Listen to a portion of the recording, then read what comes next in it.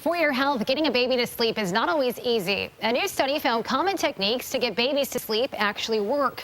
Doctors also say they do not have long-term effects. News 4's Angela Cristoforos is breaking down the results of some new research. Angela? Christy, some parents worry that techniques like controlled crying will have lingering consequences on their baby. But a new study found that this method can work, and it doesn't harm emotional development.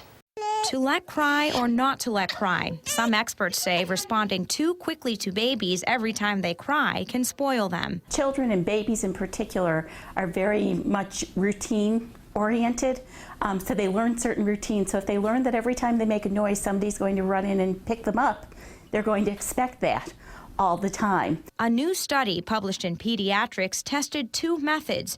One is graduated extinction, which is also known as controlled crying. It's aimed at letting babies self-soothe themselves to sleep on their own without immediate parental intervention. If the baby's cry is getting louder and louder and more intense, you need to go see what's wrong with that child. If the baby's crying, and it could even go on for 15 or 20 minutes, but the crying's beginning to slow down, lower pitch, lower intensity, that means your baby's getting drowsy, and it's probably okay to give them another couple minutes to keep crying. Some parents worry controlled crying will cause emotional damage or attachment issues down the line, but researchers found it doesn't harm babies' emotional development or bonding with parents.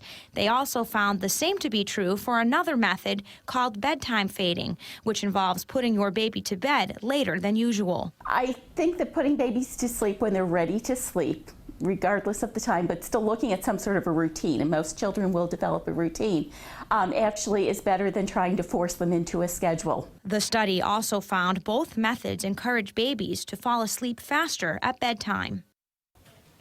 Deborah Rains did say that babies have different characteristics, so each parent has to learn patterns and routines that work for their baby. She also says babies have different cries for different needs, and it's important for parents to be familiar with those. Live in the newsroom, Angela Cristoforos, News 4 at 4.